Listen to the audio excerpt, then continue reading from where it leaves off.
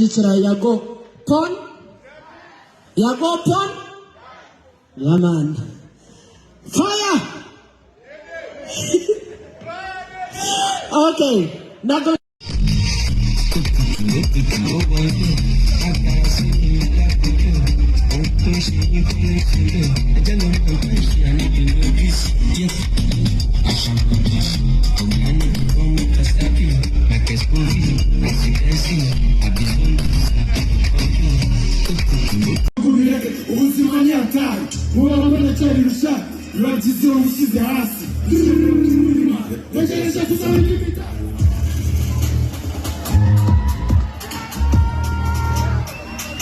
Matae ni waneza Yaman Gakusha